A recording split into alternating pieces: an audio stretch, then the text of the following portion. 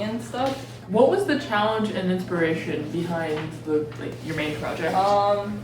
So the challenge was last year I decided to sign up for drawing and painting, art 3, and I'm not really big on drawing or painting, but I really like origami, so I've been trying to figure out ways to incorporate origami into the lessons and stuff. Becca sent me a video at some point about someone who made a crane for every day of the year, and I was like, oh, maybe I should do that this year. I've thought about doing it for 3 years now, but maybe I'll actually do it this year. So I started on January 1st.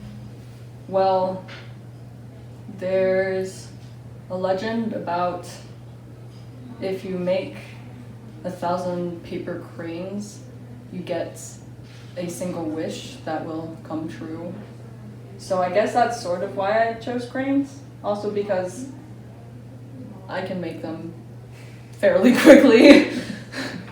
How have you planned this project, and at what point has it become more focused?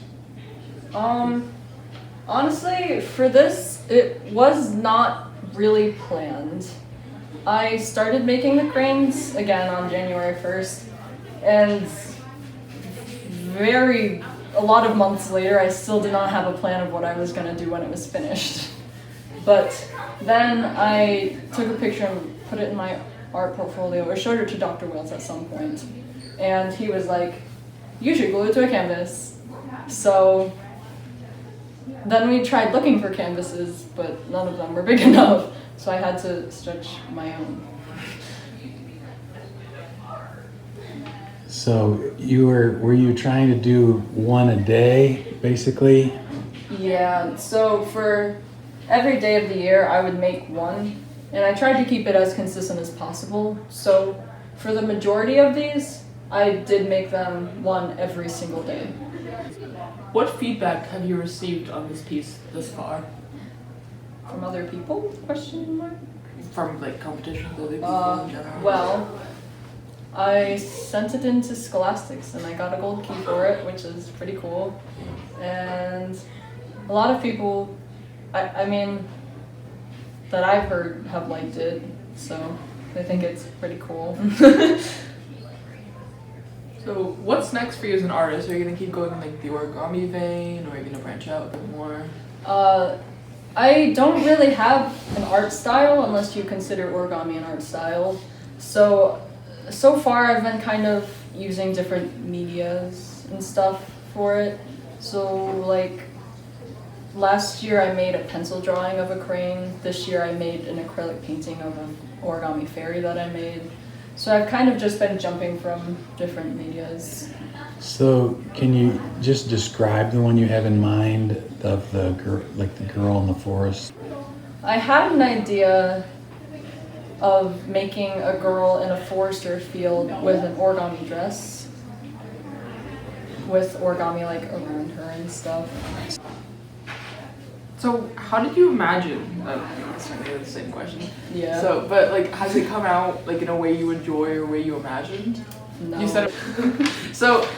For this piece specifically, you said that you didn't really plan to put it on the canvas. Dr. Reyes gave you the idea. Yeah. But are you do you enjoy how it came out? Yeah. For the most part, I like how it came out. If I was able to, I would probably fix some of the ways the origami curved, but I think that might just be me nitpicking a little. So one thing that was surprising to me is how it casts such a strong shadow. It really, the 3D aspect of it, it really pops. The color and the black background, and it's very, very sculptural. So do you want to tell us now, a lot of your pieces you really enjoy photography. I do. I really, and again with origami, I try to incorporate some of my origami into my photography as well. So, not recently, but over the summer, I learned how to make origami fairies, and I've been taking a lot of pictures with them in it. So show us that one the photograph there of the table, yeah.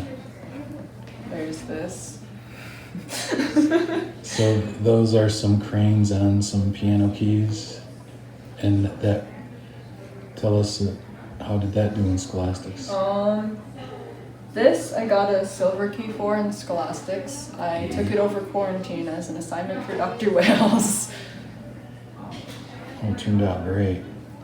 So some of the other things you've done, like your photography, there's like cranes and bottles and whatnot. Yeah, I Yeah. have them in here. Yeah, show us some of that.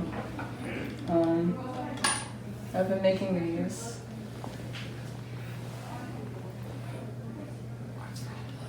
Arts for All plug. Yes. Arts for All plug. I am selling some of these at Arts for All because Arts for All plugs are cool. Flash like the So- picture of the day. Also So, selling some other now- origami stuff. Now, how did you get inspired to start trying to make things smaller and smaller? I don't really know. I kind of just was always fixated on that, trying to see how small I could get it. And there was a guy online, you told me, like, what's the world record for the smallest? Yeah. I follow one person, I don't even know what it's called. It's like Tiny Origami or something like that. But he holds the world record for smallest recorded origami crane, which is like 4 millimeters big. Not really big, but small. Okay, so like, other than that, have you had any like other artistic inspirations from any artists or photographers? Not necessarily. I'm honestly really inspired by the other students in the school itself. And Scholastics also really helped with that, being able to see all the other student art. That's awesome. Now tell us how you first became interested in origami. Years ago, like when I was in 4th grade, my family and I went to like the Discovery Center or something, and I was bored out of my mind, but my Grammy showed me how to make an origami crane, and then I really liked it, so I just kept going. That's awesome. So you just like kept learning new shapes, and you mostly learn online or from books? Books.